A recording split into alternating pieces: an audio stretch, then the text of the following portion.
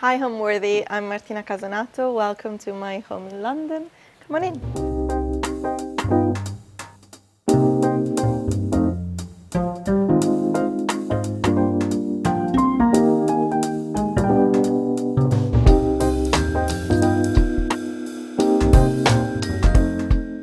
You're watching Homeworthy, where we believe every home has a story. My name is Martina Casonato. I'm a graphic designer, photographer and content creator, originally from Italy but based in London. I'm also the face behind the Instagram account, the Venetian Pantry, where I share my love for food, cooking, interior design, travel and more. And welcome to my home. We're in Stoke Newington in North London. I moved to the UK in 2012 to do my master's. So I did my BA in industrial design in Italy. I grew up in Italy, lived there until I was 22, and then I moved to the UK in 2012. I left Italy without really a plan to ever go back. And then I very quickly felt a home in London. And then obviously I met my wonderful husband, who's English, and so here we are. Joe is English and I'm Italian. So I wanted our house to reflect both of us, so have obviously it's a Victorian house, so it's already heavily English, but I still wanted to have little Italian touches here and there. Terrazzo floors, the use of marble, the use of natural materials. There's a couple of arches that you'll see upstairs in our bedroom that kind of nod to that. And then there is what I call my Venetian wall, which is right in front of me as I talk, which was just a happy accident that was uncovered when the builders were doing were demolishing the old kitchen. In the process, this amazing wall was revealed with these layers of pink and greens, and it really reminded me so much of the architecture you see in Venice especially. So it felt like such a serendipitous coincidence, that like such a gift that the house was gifting me, and my builder thought I was completely nuts to want to keep it. It was like, are you sure? People are just gonna think that I haven't finished the job, and like, what are they gonna think? But I just love it so much. It had so much character and a sense of home for me. Because of that mix of green and patina and pinks, and yeah, I love it so much. So today we're gonna take you on a little tour of my home, and then we're gonna come back to the kitchen where I'm gonna show you how to make some easy peasy, stress-free summer crostini, perfect for this season and perfect for entertaining. Welcome to our living room. This is the place where we spend our evenings and unwind, watch TV on the sofa. I love the light in here. I love the big bay window. Another little detail that I brought from home is the Café curtains. So these were made by my mom's seamstress of 30 years. She's created all the curtains for my parents' house.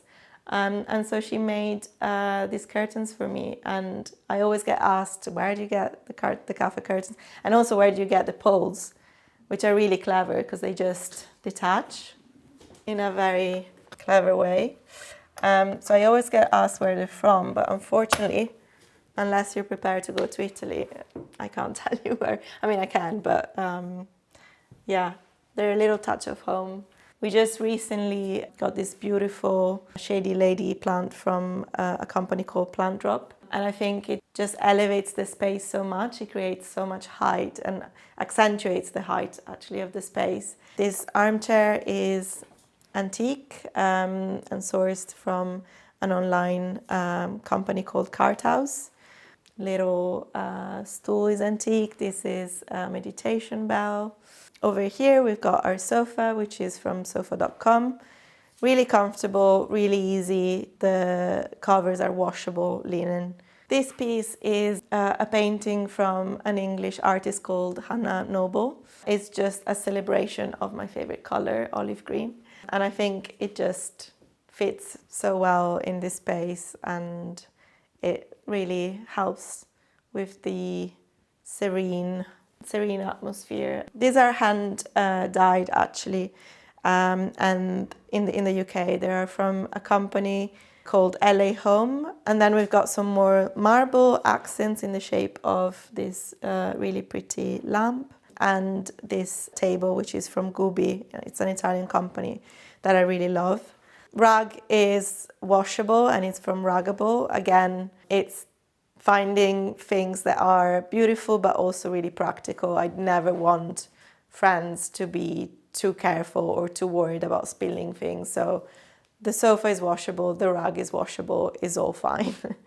And then we've got our little stove. This corner is not finished yet. As I said before, I like to take my time, and the house is still a work in progress. So eventually I would love for a mantelpiece or a fireplace surround to go here, but I love having a little stove in winter. It makes the space so cozy. The bricks are the same bricks that we've used in the patio outside and also on the steps leading from here to the kitchen. Because again, I like to use the same materials and fixtures throughout the house. For example, these little candle holders from Rowan and Wren, you'll have seen them in the ensuite near the bath, and they're here, and there's also in another place of the house. So I think using the same the same material palette and the same fixtures really helps create a cohesive sense and feel to your house. These cabinets were made, again, bespoke by my lovely carpenter. These houses all are wine and liquor, even though I don't drink. But it's great for when we entertain. This is probably my favorite one because it houses all my collection of table games, which I'm a big fan of. This is the second living room. So historically, it would have been the old dining room of the house. It's also probably the darkest space in the house. So we decided to convert it into our office. So we have our his and hers desk. My husband, as I said, is also a graphic designer. We had our wonderful carpenter Vinny build this bespoke desk, which has massive drawers to fit our A1 print proofs. And it's really a feat of engineering because it's a really heavy desk. And on that shelf, we've got a mixture of some of our work, some of other references that inspire us. It's a bit of a gallery little shelf. So this is our dining room extension. So this space wasn't here before. However, that brick wall was already here, and it kind of is the reason why we were able to create this space in the first place. So that wall was built probably illegally at the time by a previous neighbor on the boundary line, which means it's a shared wall. And it was super long. It was even longer. It was maybe like 4 meters long, and our extension is 3 meters long. This used to create a really long cone of shade in what was the patio. So this used to be the patio, and there was this massive cone of shade.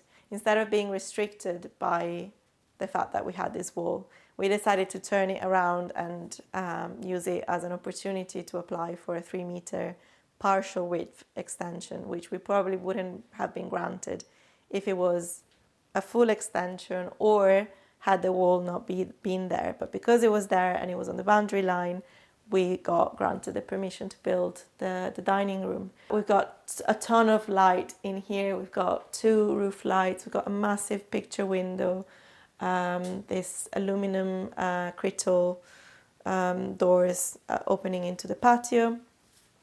So it's really bright in here at all times. This table is an antique table from Home Barn in Oxfordshire. It's made from architectural beams that are over 100 years old, and it's got such lovely character and patina, and we don't want to be too precious. So there's little wax spillage, there's little things here and there, marks, indentation, that's all fine.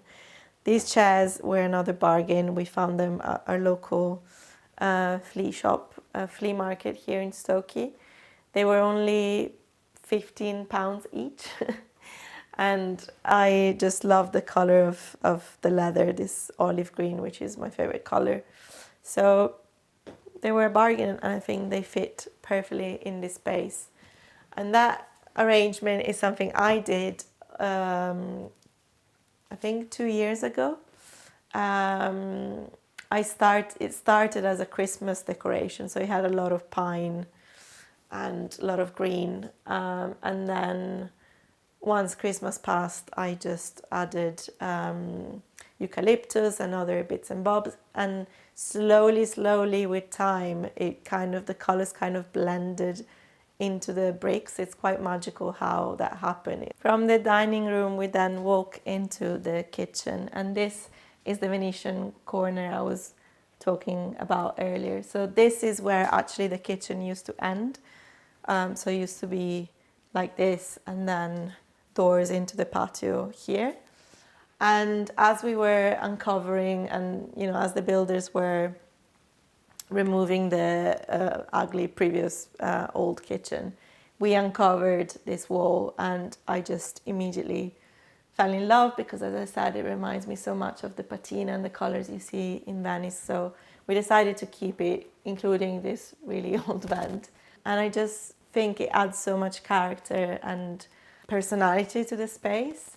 And we also decided to keep this wall exposed. I mean, this wasn't meant to be on show, like this massive concrete block and this kind of patchy plaster was initially meant to be covered, which is why my builder was like, are you sure about this? Because it looks a bit like unfinished. And I was like, no, it's great. I love it as it is. So we added a little brass rail for my collection of Japanese brushes. This copper pot was my grandma's copper pot, and then leaves that we collect on our travels. So this is oregano from Italy, and this, I forget the name of this. I think it's something like mountain oregano from Greece. This painting has a really special place in my heart because it's my grandfather's painting. He was amateur painter. He just did it as a hobby in his spare time. But I love that it used to live in my grandparents' kitchen, and so did the copper pot, and now they live together here. So I love that my grandparents can be together in my home. And then we've got a collection of little antiques. This is an antique I sourced in Japan. Again, local, an old coffee mill from our local flea market, Japanese basket. And then this piece, it's quite amazing how it slots perfectly in the space, but it's also antique, and it houses my collection of glasses. And then over here, we've got the main kitchen runner. The marble, as I mentioned, is Calacata amber from Mandarin Stone, and it's the same that we use in the shower upstairs. I love the kind of simplicity of it, but also the slightly warm pinkish tones to it. I love having a big butler sink. It's so handy. And also something I would recommend is having a tap with a hose. I don't really know what these are called, but it's so handy. This was actually super cheap from Amazon, and still, fingers crossed, hasn't given me any troubles. And then we have this open shelf to house all our plates. This part specifically is the lowest ceiling in the house. So I was conscious of not encumbering it with too many heavy cabinets. So I think having open shelves really helps with keeping the space quite airy. That little lemon painting is another sentimental piece. It might not be the best painting in the world, but I painted it when we moved here. It was lockdown. It was my birthday. It was in January. And Joe gifted me, I used to paint when I was a teenager, and Joe gifted me for my birthday a little acrylic set. So we had an activity afternoon that day, and that's what I came up with. And it's been living there ever since. So yeah, it's really sentimental for me just because of the memory. Over here, we've got our dishwasher, our oven, my Smag toaster and kettle that come from Italy. Now, moving to the showstopper of what I think is the showstopper of the kitchen, my beloved pantry, which always stays open. Actually, we made these doors just so we could shut them and hide the clutter, but actually they are never closed. But they're beautiful doors. They were inspired by this bakery in Paris that I saw. So I drew them and had my carpenter made them, and I love how they look old and as if they were always here, but they're not. They're new. But yeah, as I was saying, these doors always stay open because I just love the sight of the pantry. And I love, it just gives me such a sense of abundance and being catered for and cared for in a way. I think the fridge as an appliance is such a stressful, there's always that moldy jar at the back of the fridge. There's always things that are expiring. You have to clean it. Whereas the pantry is just always there for you, always has your back. And you don't have to worry too much about it other than refilling it, which is for me is the fun part anyway. So yeah, I have on this side, I've got my flowers and my collection of spices and my collection of honey. I'm a big honey consumer. My family produces honey in Italy. So we got some honey from our vineyard, and then my canned products.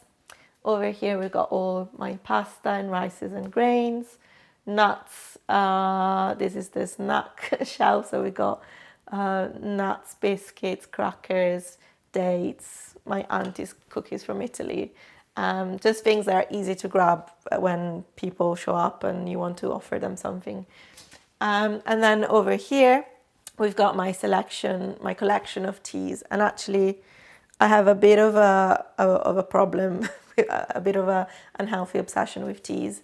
So I probably have too many teas for a sane person. They'll last me a lifetime. But here are my infusion and blends, and also single herbs, for example, rosebud or anise seeds or chamomile.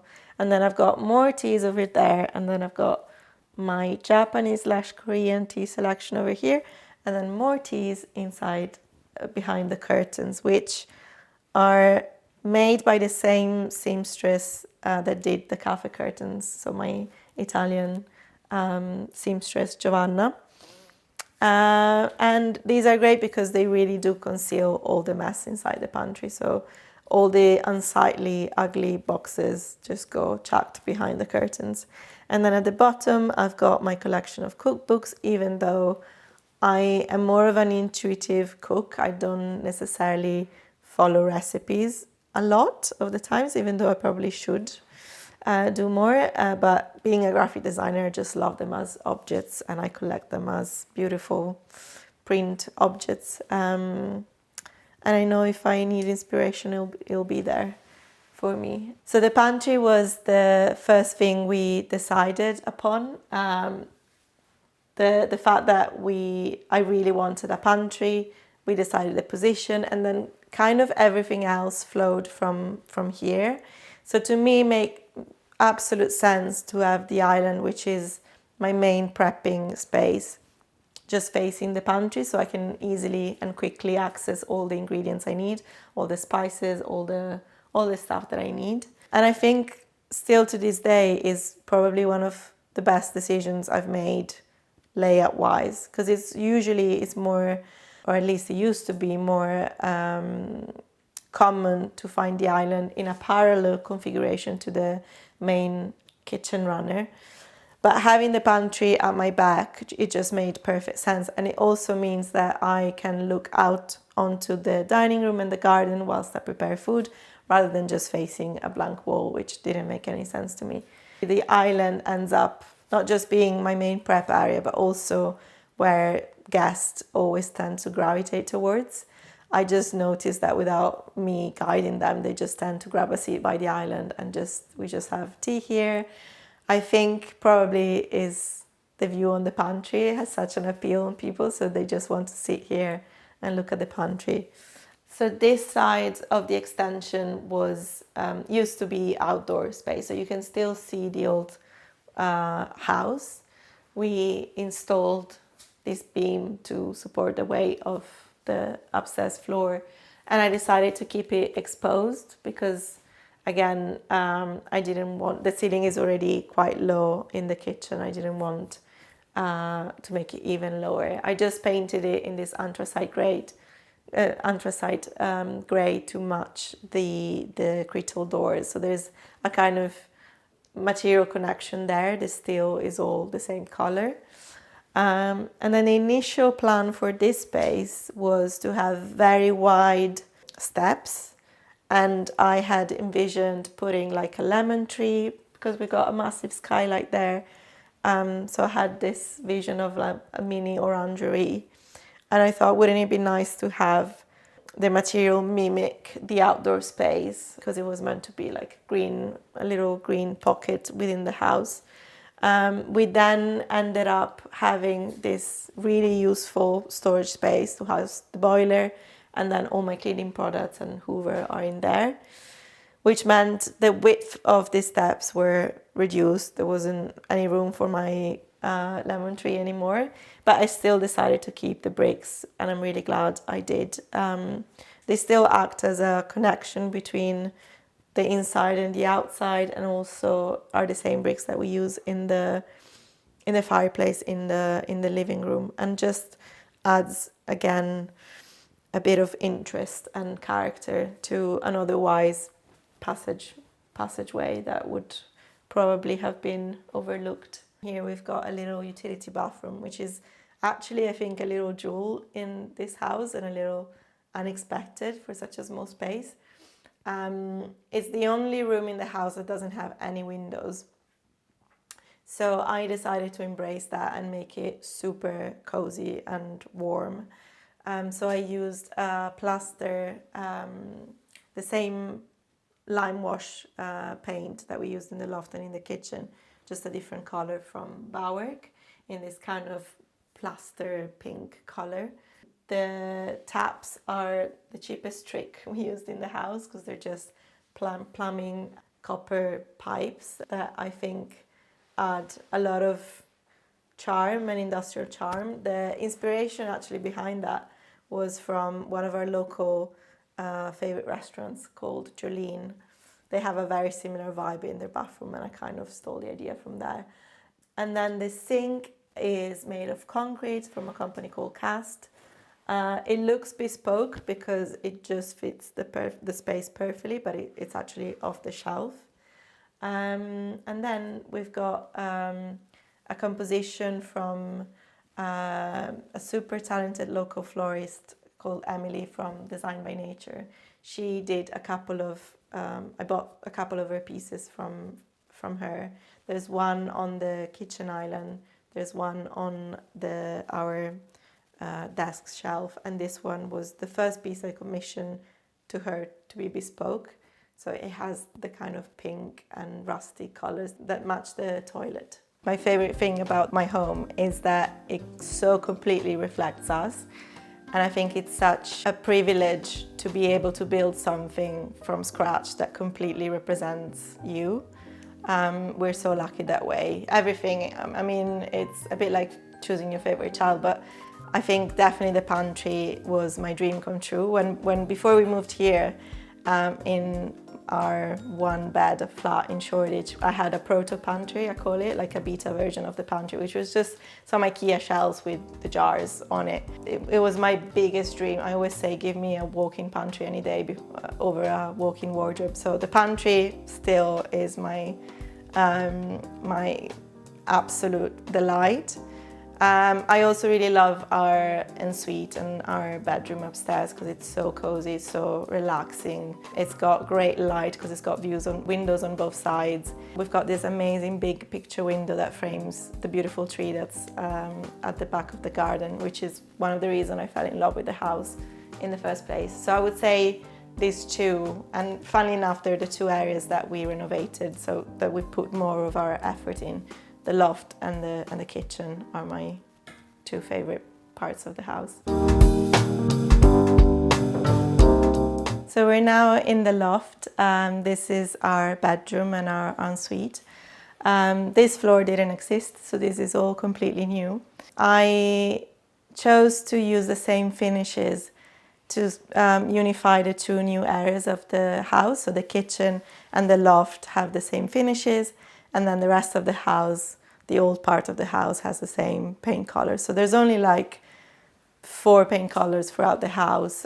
Here we used a lovely lime wash from Bowerk called Stone that we applied ourselves, which I think lends itself beautifully to the slightly more contemporary feel that we have in the loft. One of my favorite features of this room is this huge window and the way it frames the beautiful tree that we have at the back of the garden.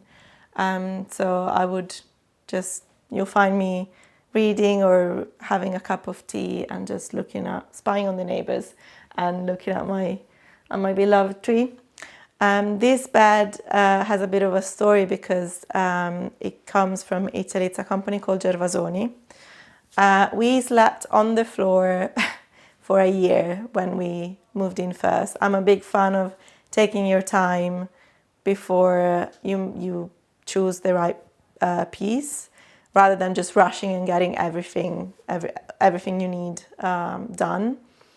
So this took about 8 months to get here between production and COVID delays and everything. So we slept on the floor for a year, but it was totally worth it. I just love it so much. It's a storage bed, so the bed lifts, which is really handy. You can never have enough storage, I think. It's got a linen headboard and a lovely green detailing. The bed lights lamps are from Rose Uniacke. They are in an unpolished brass finish, which I love because it ages and develops a patina, and I love stuff that age and develop patinas. This is something I would recommend everyone have in their bedroom, is a massive basket to chuck all the mess. So I store like my pyjama in there or like my day robes in there. That's great, it's out of the way. We've got more storage under the bench, which you're not allowed to see because they're very messy. There's a bit of a story about the doors. So believe it or not, initially I had envisioned a pocket door, which wouldn't have been nowhere near as nice as this. But because we've got the shower on the other side of this wall, our builder suggested that the movement from the pocket door might create problems with the tiles. I think such a dramatic start of your day when you get up and open the doors and it's like, I'm here. So I just love this detail. And then, as I said, the curves are a nod to Italy and Italian architecture, and they match so beautifully this curve on this wall, which was my architect's George from BVDS idea, to have this curve soften the edge to create an illusion of more space. I think that the layout of this bedroom is really clever because initially I really wanted a walk-in wardrobe. Having said before that I'll take a walk-in pantry any day, I also wanted a walk-in wardrobe, but there wasn't enough space. So the solution was to have this corridor with wardrobes, and then I've got my little makeup desk at the end of it. And then this curve just softens the whole space, and it goes really well with the curve in the doors. So this ceiling light is from Heels. I just love it's made of metal, if you can believe it. It looks just like fabric. I just love the movement and dynamism and softness that it brings, and I think it's a real kind of statement piece in here. And it creates the prettiest light when switched on, even though I'm not a big fan of big lights. I'm all for, I constantly have to run behind Joe switching off the lights that he puts on, because I'm a big fan of natural light during the day and then just very dim lights, almost candlelight at night. So this never gets used, if I'm being honest with you, but I just love the softness that it brings, and again the curve complementing the curves of the door and the curve of the wall. And then we got more curves in the ensuite with the mirror and the shower, and yeah, it's a lovely feature, I think. This is our ensuite bathroom, and other than the arch doors, which is probably one of my favorite features in the house, my second two favorite features are the bath and the shower. So the bath, I really love taking baths. It's one of the ways I distress and relax and unwind. And I really wanted a very deep, very generous bath. I found this antique painting. It's from the 1800s. It's a French painting. Again, in Rye, where it seems like I sourced 90% of my antiques. But this was love at first sight when I found it. It was, at the time, quite a big investment for us. It was our first art investment. But I sort of fell in love with it instantly. I just couldn't get away from it. It just has, I think, such a magnetic quality to it, and the way the light hits and the neutral background, it almost has a photographic quality, I think. And I love the way this lady is just seems so comfortable in her own skin, and it sort of serves me as a daily reminder to embrace your flaws and embrace yourself and your body. And so yeah, it's a very special piece to me. And then over here we've got our built-in shower, which I absolutely love. And one of the things I love the most about it is having a seat, which is life-changing, if I'm honest, because in the morning when you're sleepy, you just sit there. I have the water pumping at my face, and I slowly wake up in my shower, and I just love it. So the marble is actually the same marble we use in the kitchen. As I was mentioning before, I really wanted to tie the material and color palette between the two new areas. So the kitchen and this area, the loft, share the same materiality. So the marble is, the seat is an offcut of the marble piece we used for the kitchen counters, and then the tiles are just, again, offcuts made from the same marble. And obviously, being Italian, I had to have a bidet, which confuses a lot of my English friends. Not my husband, he is totally a convert, but yeah, bidet are fundamental, in my opinion, in any bathroom, and I won't hear it otherwise. My dad famously said he would refuse to come visit us if the guest bathroom didn't have a bidet, so bidet is fundamental. And yeah, over here we have the vanity with a beautiful marble sink from Lusso stone. And again, arches and round shapes mirroring the arch of the door. If I'm being super honest with you, you see this pristine and very clutter-free. It's not usually like this. One regret I do have in this space is not have built a storage behind the mirror. So this is a stud wall that we created. And because we wanted wall-mounted taps, we had to build the stud wall to come out slightly from the chimney breast behind. Had I just built it a tiny bit forward, I think we could have fit a sort of cabinet concealed behind the mirror. So this, to this day, is probably my biggest regret of the renovation, this thing. But otherwise, I really still love the look of the floating shelf. Because it just creates a lot of airiness and light in this space, and I wanted the whole loft to feel really light and almost ethereal. What we wanted to achieve with this house was to create an environment that felt most of all calm and relaxed and welcoming and not too precious, and sort of an oasis from the hustle and bustle of a lot of busy London. That's how we feel whenever we step into the house. We just sort of exhale and we feel so relaxed and at ease. And I really wanted because we love to entertain, we love to have friends around. I really wanted to create a space where people just feel at home, basically, and they don't need to feel they're too precious. For example, the marble, it stains, it edges, it's fine. Like, I never want anything to be too precious. I want just people be able to relax, and a big part of it actually I think is the pantry, because as you can see behind me, I just love the fact that my close friends can come and help themselves to their favorite tea that they know exactly where there is, or have a biscuit, or, you know, have a snack. And it's the pantry is always there for them to welcome them. And, you know, whenever I have a spontaneous visitor, which unfortunately doesn't happen as often in London as it would in Italy, I know that it's just everything is there that I need to make them feel welcomed and at home. So this is really the best compliment I receive, is when people come in and say this feels so calm and so relaxed, because that's really what I wanted to achieve. So this is our guest bedroom. It was already in really good condition. The floorboards were already here. The lovely original fireplace was here. It just really needed a lick of paint and some love.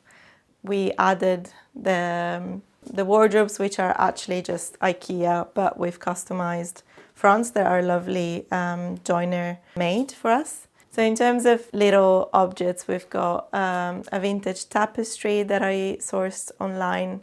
This antique mirror is also from Rye, from a shop in Rye that unfortunately doesn't exist anymore. We saved a brick from the renovation process. As graphic designers, we're really into vernacular typography. We love the detail of the S. My little cookbook that I found in an antique library in Venice. This was a total bargain. This was from Facebook Marketplace. It was only like £30, which still to this day blows my mind. But it's one of my favorite surfaces to photograph. I shoot all my recipes on here because the light is great. This is a little very sweet cameo that I found at the antique market in Arezzo. And it just reminds me, we got married in Umbria, which is very close to Arezzo. And it just reminds us of the landscape of that region. So we love to have it here. This is a very dead plant that I think looks better dead than alive. I have to say I'm not green-fingered at all, which is why you might have noticed a lot of dried flower composition around the house, because they're much easier to keep alive. But this is a asparagus fern plant, but I just think it looks so much prettier, and it matches the curtain. The curtains were made by a local company. I really love this kind of mustard velvet color. I think it adds such grandiosity. If the small bedroom is the cozy bedroom, I see this as the formal grown-up bedroom where we might host our parents coming over. So I really wanted this room to feel a bit more grown-up and a bit more formal, and I think the curtains really add to that sense of elegance and formality. And I just love, as you can tell, I love green, any shades of green. So yeah, and when the sun, this is a west-facing room, so when we have the sun coming through and reflecting on this golden fabric, it's just magical. I think this is really sweet. It's another flea find at my local flea shop. But it was my first and last sewing project, because Joe gifted me a sewing machine. So I created this little seat, which I'm very proud of, even though I could have made it in a much less complicated way. But it was a great starting project, and hopefully I'll do more of that. So the cello is Joe's cello. Joe used to play cello when he was a teenager. He still has it. I'm still working on him resuming his cello activities, because it's my favorite instrument, cello. It's here as a reminder for him to pick it up again. He's definitely the musical talent of the family. Music is not in my repertoire of talents. We've got another little sweet cameo that, again, my uncle and auntie, the antique lover, uncle and auntie, gifted me The headboard is Zara Home. This linen bedding is from a company called Cultivar. Again, 50 shades of green in my house. Is green everywhere, but I think it goes really well with the green tones of the rug. So this is our small guest bedroom. It's one of my favorite rooms in the house because it's super cozy. It's got views on the garden and on my beloved big tree at the back of the garden. It's got so much soul and original features like the fireplace that was already here, the floorboards, the creaky floorboards were already here. They just, as I mentioned before, needed a sanding and a bit of varnish. We also added this paneling, which I think really contributes to this coziness of the room. And then in terms of the little details that we added, there's so many to talk about, but this, for example, is a recent discovery that I found in a shop I love in Rye called Soap and Salvation. It's an Italian vintage, well, actually antique linen with a really gorgeous embroidery detail that's been dyed by someone here in the UK with this gorgeous terracotta color. The bedding is from another English company that I love called Rowan and Wren. These are little antique finds that I found at my local flea market. So this is a Victorian little sewing table that I thought was super sweet and really cute in its simplicity. And then also this is an antique tray that I found. And then little things like this lovely Japanese stones. This is a little ikebana bowl that I made. Over here we've got another antique piece that I sourced. This used to live in my grandma's house. So now it's here, but I love the fact that it kind of has a parallel with the flowers that I have put in the fireplace. And then my uncle, so my grandma's son and my mom's brother, gifted me this one. We share a love for antiques, so he gifted me this one because he thought would go well with my grandma's painting, and also gifted me this lovely mirror, also from Rye. Rye is our go-to destination for all things antiques. Yeah, a couple of other details are this little clip lamp, which I've been looking for another clip lamp like this for ages, and they're, in my experience, almost impossible to find. So this I found again at a local antique place. And then those two little framed flowers are little bouquets that I made in Italy during the first lockdown.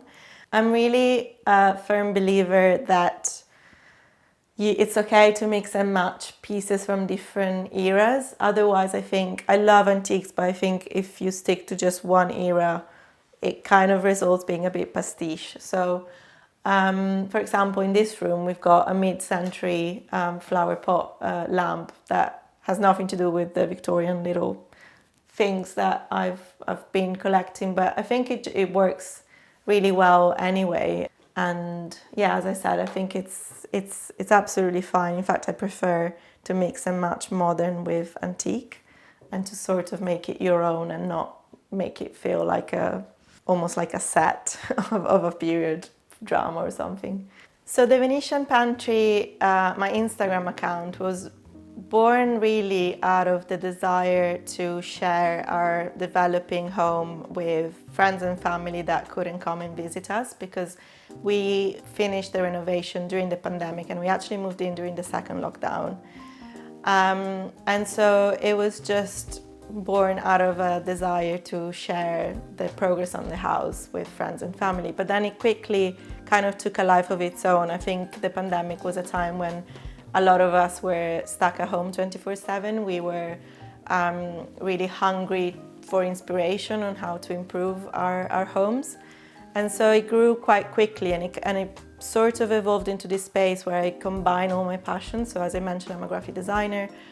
I studied industrial design. I've always also done photography, kind of on the side, even though now it's becoming more of a more predominant part of my business. And I've always also loved cooking. So it kind of became this place where all my passions converged in a very natural, organic way. And I decided to call it the Venetian Pantry because it was a nod to my origin. So I'm Venetian in the broader sense, as in I'm not from Venice, but I'm an hour away from Venice. And then the pantry was always gonna be is really the heart of our home. It's the first thing we designed in the kitchen, and everything else kind of rotated from there.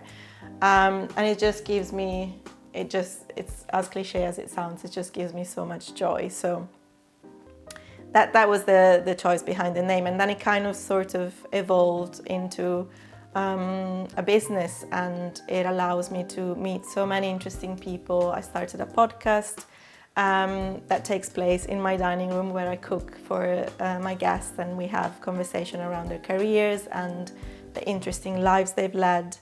And it's just, it's been amazing being able to connect with so many creative, like-minded people through this account.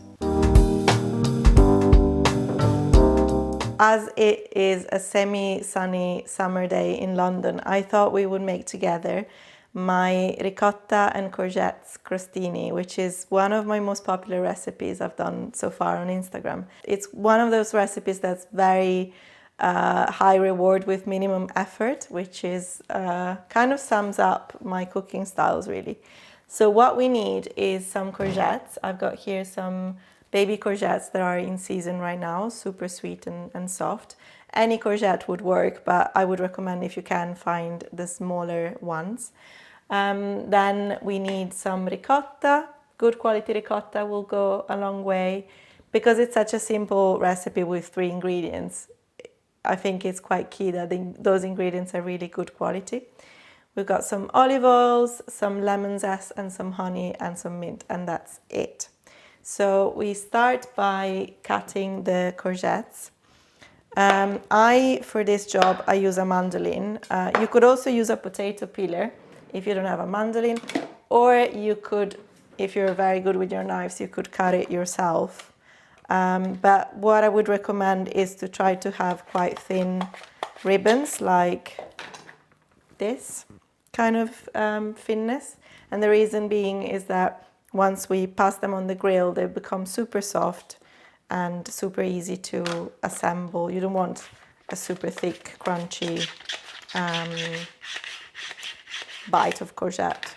There we go.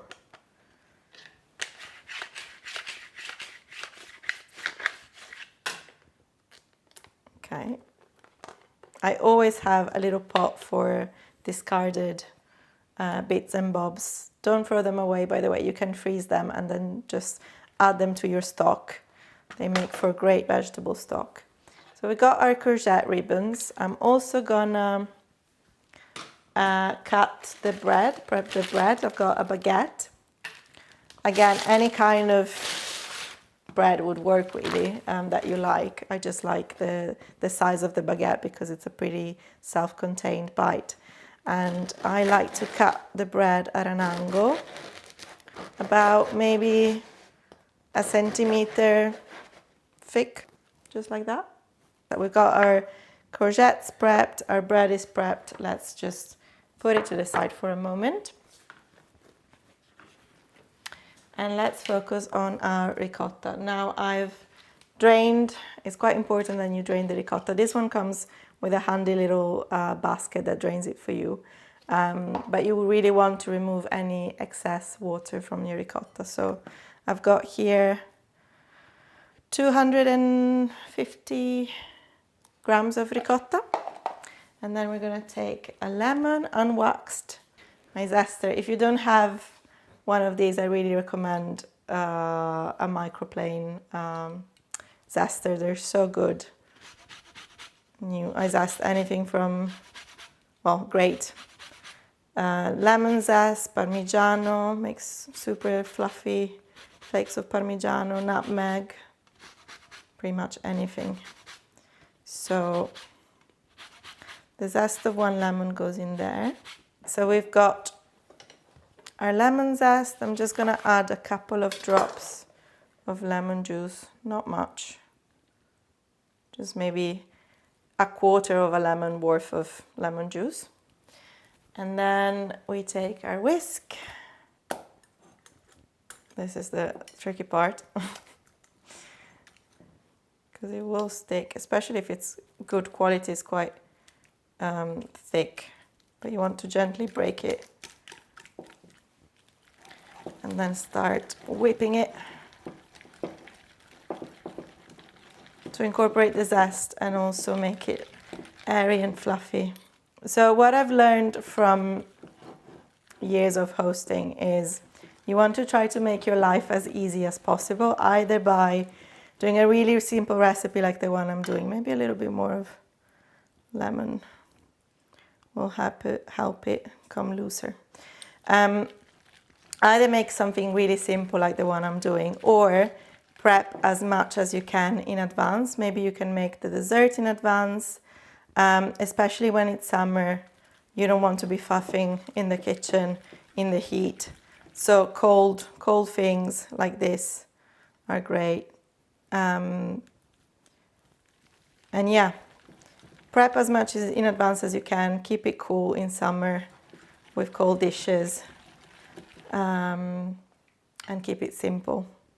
So that's kind of the consistency you end up. It's kind of fluffy and airy. So just a bit of pepper and a generous pinch of salt in the ricotta. Now, before we move to the grill, what I like to do with the bread before toasting it is just brush it with a bit of olive oil on both sides, and that will make it extra, just extra crisp and lovely. So a bit of olive oil on both sides, and we're ready to move to the grill. So I've got my cast iron griddle on high heat, and now I'm just gonna place the courgette ribbons sideways. They're so thin that they really don't need long at all to cook. A couple of minutes maybe. And I don't even turn them because, again, because they're so thin, you'll start to see the lines of the grill come through. And once you see that, you know they're kind of ready. All you want really is to soften them a little bit, because you could easily eat them raw, but I like to just soften them. Plus, I think the griddle marks are really pretty. So when you start to see this kind of grit marks, they're getting ready. So you don't need to flip them really, because they're so thin that it just cooks through. So when you start seeing them looking like this, they're ready to take off. Okay, with the courgettes are done, and now we're doing toasting our bread. I love that sound of the oil hitting the griddle, that crinkling sound, if that's even a word, crinkling. I might have made it up. Got the last bit of oil. Oh, it smells good already. You really want to get those marks, the char marks. Right, so we've got our courgettes are grilled, our bread is nice and crispy. Now it's just assembly time. But before we do that, I just like to sprinkle a bit of olive oil on the zucchini, a squeeze of lemon juice, the remaining that we have from this half a lemon, and then again some salt.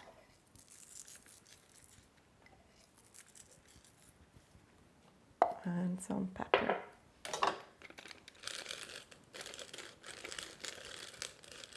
Cool. Now we have all our ingredients. It's time to assembly. So our whipped ricotta. You just take a generous. This doesn't need to be perfect or pristine. It can be quite messy and homely. In fact, the messier the better, I think. So I just like to use the method that I call the dump. So you just take a bunch and plonk them on your ricotta in a sort of very casual manner. As I said, it doesn't need to be pristine. It's quick and efficient, but also looks really pretty when you scatter them like that. Okay, now I've got my mint. I like to take the little leaves. This could be, you could finely chop your herbs. I just think it's prettier to have the little tips. Look super pretty. So last touch is a good drizzle of honey. You want some quite fluid liquid honey. This is my family honey.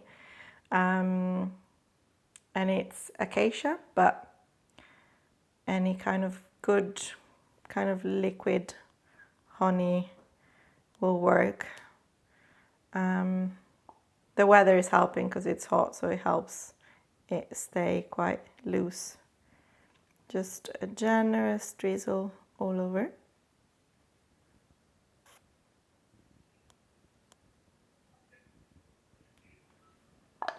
Cool. And when to finish, just another grind of black pepper for good measure. Why not?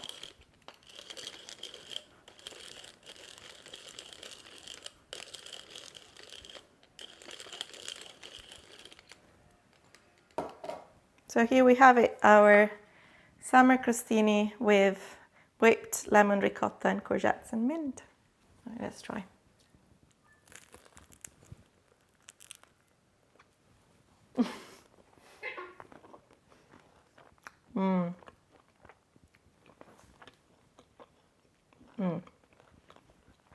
The ricotta is so creamy, and then the lemon kind of cuts through the creaminess, and the sweet of the honey kind of balances the tart from the lemon, and then the mint freshens up. It just works. So good. For me, I think a house really becomes a home when as I said, it's not too precious, so it's not like a museum that you feel like you can't touch. But also it's the little, I love collecting objects on holiday during our travels. So I love surrounding myself with objects that have a story. That's why I also really love antiques, for the same reason, because they have a sort of soul, and I love thinking about the different lives and the different hands that touch those objects. And so there's so many little knickknacks in the house that have a story behind them, from, for example, my granddad painting, to my grandma's brass pot, to something we got on Japan on our trip. So I think that's, for me, what makes a house feels personal and lived in and full of personality and character.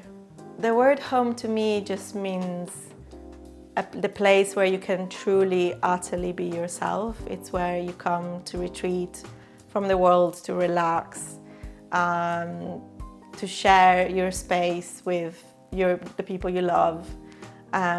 It's just, it's where you feel you're most yourself, I think. Thanks for watching. Be sure to go to homeworthy.com for exclusive content, shopping guides, and so much more.